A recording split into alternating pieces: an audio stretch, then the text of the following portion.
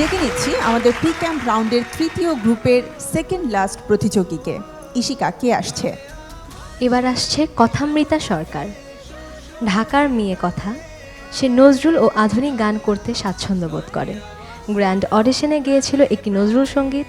এবার সে গাইবে মনপুরা চলচ্চিত্রের অন্যতম জনপ্রিয় একটি গান সোনারূপা লঙ্কের ঘরে। কথামৃতা, অল দ্য বেস্ট। সুন্দর করে কেউ স্টেজে চলে যাও। খুব সুন্দর একটি গান তুমি সিলেক্ট করেছো। আমি গানটি সম্পর্কে যদি একটু বলতে চাই, আমাদের বাংলাদেশের অত্যন্ত জনপ্রিয় কণ্ঠশিল্পী কৃষ্ণকলি ইসলাম তার লেখা এবং সুর করা এই গানটি, এবং গানটি যখন গেয়েছেন তিনি কিন্তু একা গাননি, চন্দনা মজুমদার আমাদের অত্যন্ত পছন্দের সঙ্গীত শিল্পী তিনিও ছিলেন, এবং মনপুরা চলচ্চিত্র বাংলাদেশের আরও একজন গুণী চলচ্চিত্র পরিচালক গিয়াসউদ্দিন সেলিম তার পরিচালিত। তো সব কিছু মিলিয়ে আসলে এত চমৎকার ছিল, এবং সঙ্গীত পরিচালক ছিলেন অর্ণব। সো গানটির জন্য অনেক অনেক শুভকামনা রইল, মানে প্রত্যাশায় থাকলাম যে খুব সুন্দর করে গাইবে। Best of luck. Thank you.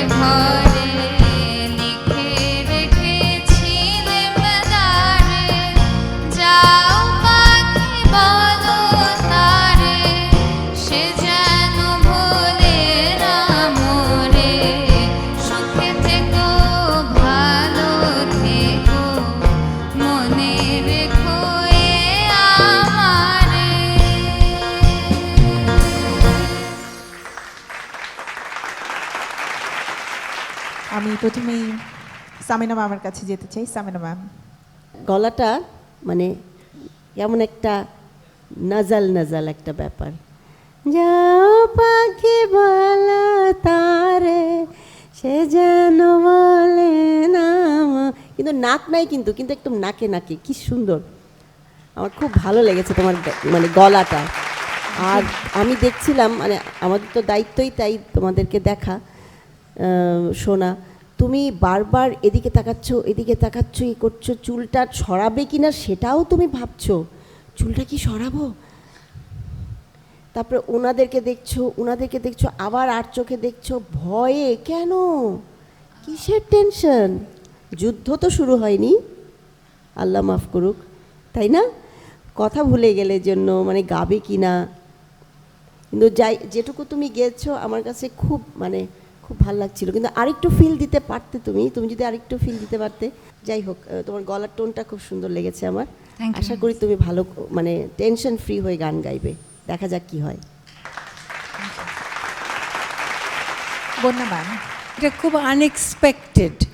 হ্যাঁ, এখানে সবাই এত তৈরি হয়ে এসছে, সেখানে তুমি তৈরি গান, জানা গান, পরিচিত গান ভালো গাচ্ছিলে, সেখানে হঠাৎ করে এমন কনফিউজড হয়ে যাওয়াটা একেবারেই আনএক্সপেক্টেড। তো এনিওয়ে, তোমার গলাটা খুব সুন্দর, সুরেলা, তৈরি গলা। গানটা যতটুকু শুরুর দিকটা বেশ ভালো ছিল, মাঝখান থেকে গন্ডগোল হয়ে গেল। এনিওয়ে, চেষ্টা করতে থাকো, ভালো হবে নিশ্চয়ই। ইমন চৌধুরী।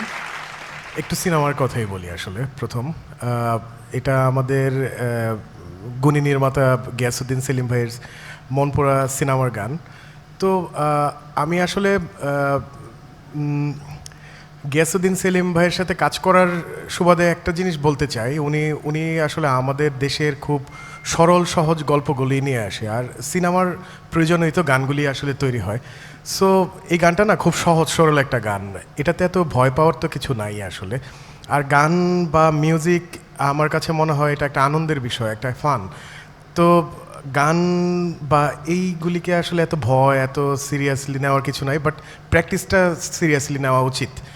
আর থ্যাংক ইউ। আর এত অসাধারণ মিউজিশিয়ান, আমাদের দেশ বরেণ্য মিউজিশিয়ানরা সাথে আছেন। সো আপনার আরও আত্মবিশ্বাস নিয়ে গানটা গাওয়া দরকার ছিল। কিন্তু আপনার সবচেয়ে পজিটিভ দিকটা হচ্ছে যে আপনার টোনটা খুবই সুন্দর, খুব সুন্দর, আর এই গানটার সাথে খুব ম্যাচ করছে। এবং ঠিক আছে আপা, হ্যাঁ, আর মানে আপনি খুব সুন্দর এগিয়ে যান, চালিয়ে যান, ভয় পাবেন না। মিউজিক মানে ফান, আনন্দ, এই আনন্দ নিয়ে বাঁচেন। Thank you. কথামৃতা, তোমার জন্য শুভকামনা রইল। আশা করছি যদি সুযোগ তুমি পেয়ে যাও তাহলে এই ভয়কেই জয় করবে, এই মঞ্চকে জয় করার লক্ষ্যে। শুভকামনা।